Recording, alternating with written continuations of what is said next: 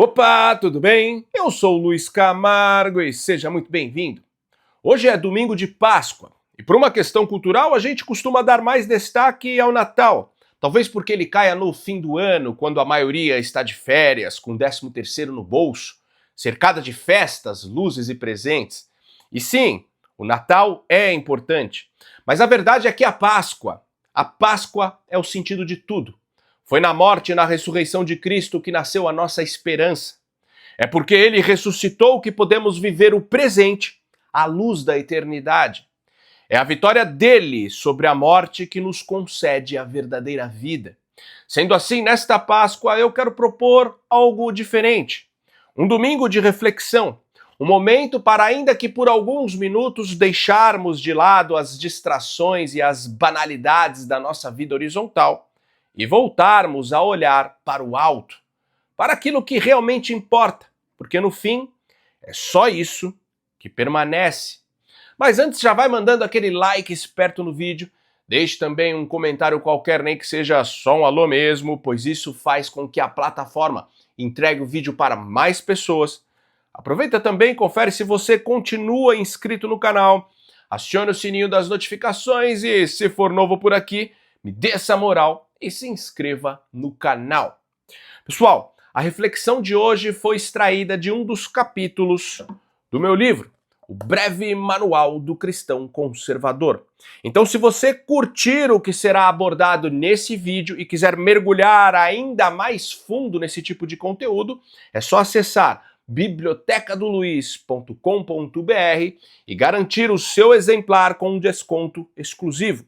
Ao adquirir o Breve Manual do Cristão Conservador, além de investir no seu conhecimento e crescimento espiritual, você também estará ajudando a manter esse canal em plena atividade. Bom, sem mais delongas, então vamos lá. No mundo contemporâneo, temos assistido quase inertes à demolição sistemática do conceito de verdade. Essa desconstrução não é acidental, mas cuidadosamente arquitetada sob a premissa insidiosa, amplamente difundida nos meios acadêmicos, de que não existe verdade absoluta, de que tudo é relativo, maleável, subjetivo. O que é verdade para você pode não ser verdade para mim. Repetem como um mantra, sem perceber o abismo moral que essa lógica escava sob nossos pés. Se tudo é relativo, então nada é verdade. E se nada é verdade, então também não há bem nem mal, certo ou errado, apenas a vontade, conveniência e poder. Sem uma referência sólida, caímos num vácuo ético onde a virtude se dissolve e o vício se mascara de liberdade. Na ausência da verdade, erguemos ídolos frágeis, ideologias políticas, busca por prazer, busca por poder, e assim sustentamos uma existência cada vez mais errante, cada vez mais desumanizada. Pois quando o homem perde a verdade, ele se perde de si mesmo. Mas se ao contrário disso a verdade existir, se ela for real, absoluta, eterna, então existe um jeito certo de se viver, existe justiça, existe sentido, existe um norte, e esse norte nos convida a olhar além do ruído do mundo, além das nossas paixões, nos convida a estruturar nossas vidas sobre algo sólido que não muda com o vento das opiniões. Toda corrente filosófica, por mais cética ou nihilista que se pretenda, inevitavelmente gira em torno de um único ponto de tensão: a busca pela verdade.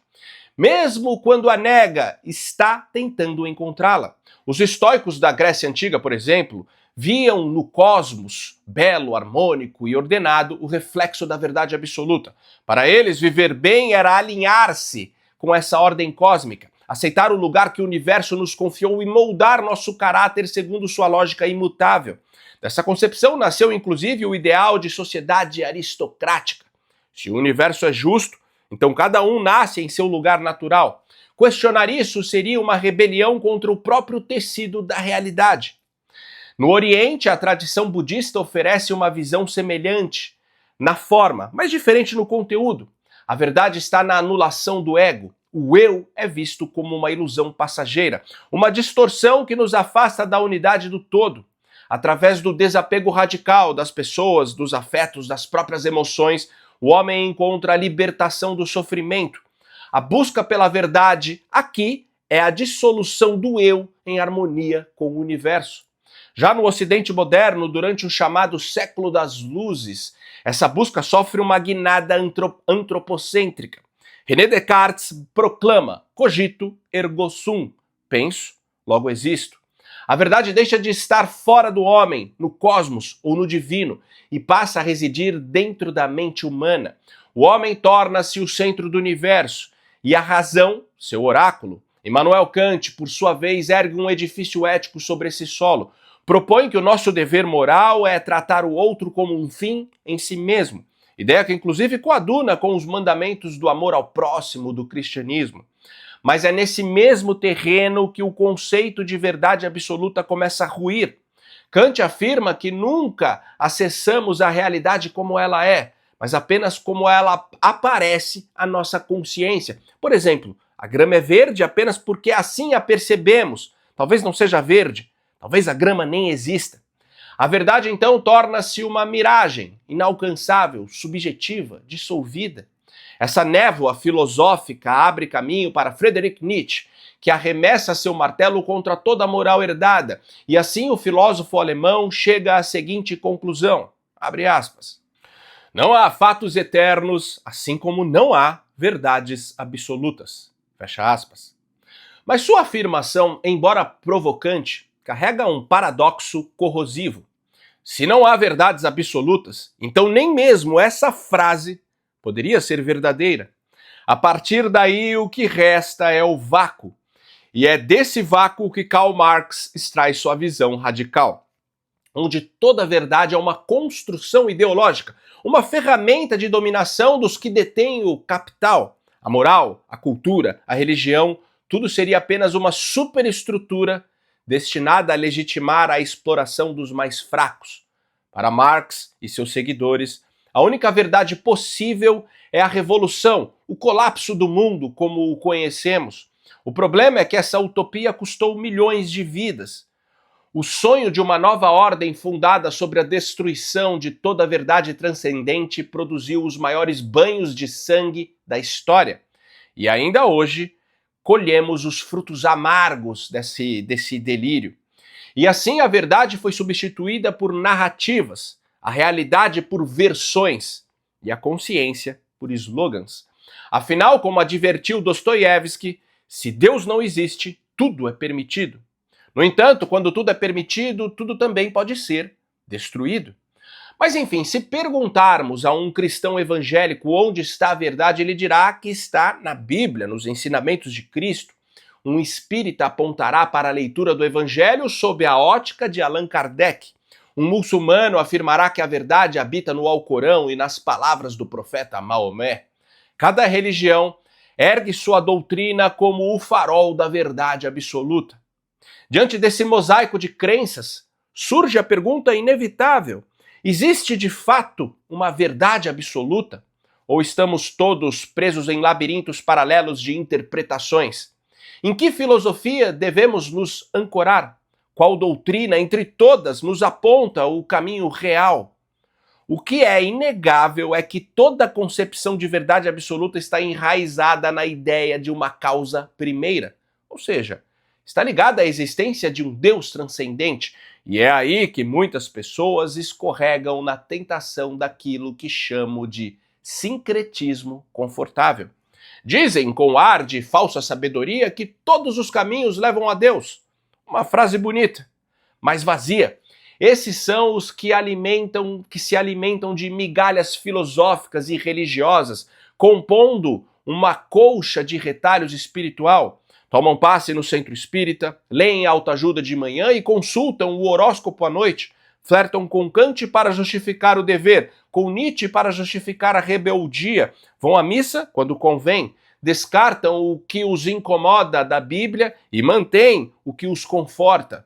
Criam assim uma verdade moldada sob medida, feita sob encomenda para não confrontar, não exigir, não transformar. Mas será mesmo que as nossas conveniências são um bom parâmetro para determinar o que é verdadeiro? Ou será que estamos apenas fugindo da verdade real, aquela que nos desconcerta, que exige renúncia, disciplina, sacrifício. Como alertou C.S. Lewis, as pessoas muitas vezes dizem que estão buscando a verdade, mas o que elas realmente querem é uma versão da realidade que as deixe em paz. O problema é que a verdade, por definição, não se curva às nossas vontades. Ela não precisa da nossa aprovação para continuar sendo o que é. Talvez o maior engano da modernidade seja esse, achar que podemos construir a verdade à imagem dos nossos desejos, quando na realidade é a verdade que deveria moldar tudo em nós. Agora reflita um pouco comigo. No Evangelho de João, capítulo 14, Jesus disse: Eu sou o caminho, a verdade e a vida. Ninguém vem ao Pai senão por mim. Analise comigo com certa imparcialidade essa afirmação de Jesus. Nenhum homem no mundo, por mais expoente, santo e inteligente que fosse, jamais chamou tanta responsabilidade para si. Nem Kardec, nem Buda, nem Maomé, nem todos os santos católicos que conhecemos.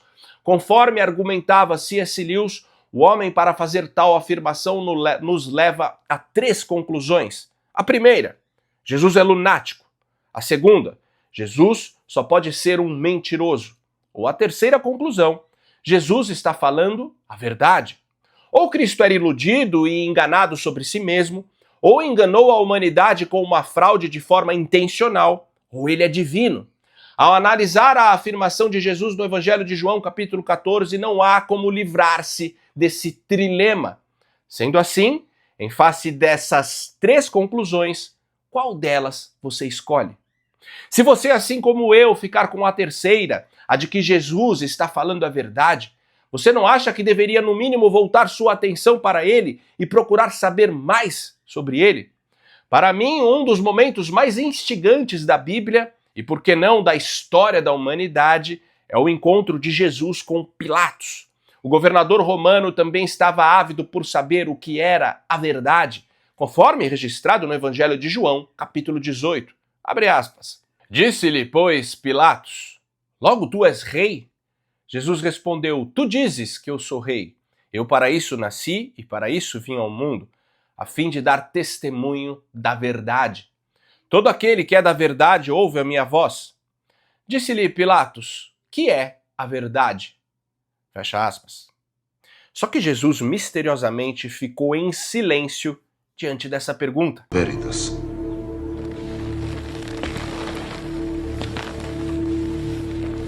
Quid est veritas? Quid est veritas?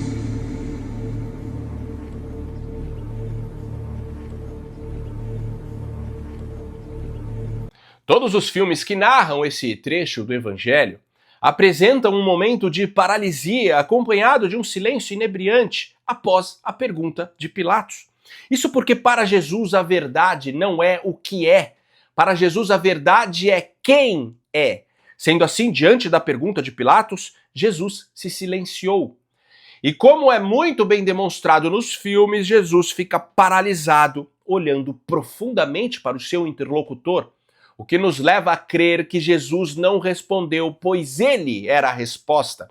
A verdade não cabe em palavras, não cabe em um discurso, não cabe nem no próprio universo. A verdade só cabe em Deus. E Deus não se encontra no universo, mas é o universo que se encontra nele. Deus é a realidade em que todos nós estamos imersos. O Evangelho de João começa dizendo que no princípio era o Verbo, e o Verbo estava com Deus, e o Verbo era Deus. Depois no versículo 14 diz, e o Verbo se fez carne e habitou entre nós.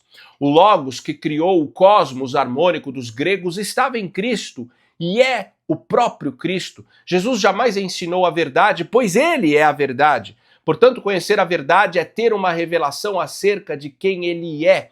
E isso só é possível se os nossos olhos se abrirem para contemplar os olhos dele. Jesus só poderia responder a Pilatos o que é verdade, ficando em silêncio diante dele, como uma maneira de dizer sem proferir palavras: Pilatos, olha para mim, a verdade está diante de você. A verdade absoluta não é um conceito, uma filosofia, uma ideologia ou uma doutrina. A verdade absoluta é uma pessoa. Cristo é a encarnação da verdade. Certa vez eu estava vendo na televisão uma entrevista de um filósofo francês Se eu não me engano, era o Luc Ferry. E o repórter perguntou para ele qual era o maior dilema da humanidade. E ele respondeu sem pestanejar: se Deus existe ou não. Aí o entrevistador perguntou por que esse seria o maior dilema da humanidade. E ele respondeu: porque se Deus existe, existe um jeito certo de se viver. Na minha concepção, Deus é uma realidade. E se você quer conhecer a Deus e saber quem Ele é, basta olhar para Jesus. Jesus, além de ser Deus, é também o homem que deveríamos ser. Nele estão os parâmetros morais que devem ser perseguidos. E é através dos olhos de Jesus que devemos vislumbrar e decodificar o mundo à nossa volta. A pergunta: o que Cristo faria nessa situação? Deve sempre estar diante de nós. Precisamos entender que seguir a verdade é o mesmo que adorar a Deus, e adorar a Deus não é só cantar hinos de louvor ou apresentar nossos molares para o céu para bradar o quanto o amamos. Adorar a Deus é imitar Jesus de Nazaré a ponto de se tornar cada vez mais parecido com ele. O convite que todo crente faz para aceitar Jesus como Salvador apenas como uma credencial para ir para o céu e não arder no inferno é um tanto quanto medieval. De fato, essa não é a melhor convocação. A melhor convocação é o chamado para se tornar outra pessoa. A caminhada espiritual cristã não é uma migração de um lugar para o outro, mas de um estado de ser para outro. É para sair de uma existência ilusória que não se sustenta em si mesma, para uma existência firmada na verdade. Antes de partir, Jesus disse para os seus discípulos: eu virei outra vez e vos levarei para mim mesmo, para que onde eu estiver estejais vós também. Ou seja, o nosso destino não é o céu, o nosso destino é a verdade, o nosso destino é Cristo. Aquele que morreu e ressuscitou para que fôssemos um só com ele na eternidade. E por hoje é isso aí. Se você gostou dessa reflexão e quiser mergulhar ainda mais fundo nesse tipo de conteúdo, adquira o meu livro, O Breve Manual do Cristão Conservador, disponível nas melhores livrarias ou com um desconto especial na minha biblioteca, bibliotecadoluiz.com.br. E diante de toda a perseguição às vozes cristãs e conservadoras, considere ajudar a manter esse canal em plena atividade. Pode ser com qualquer valor.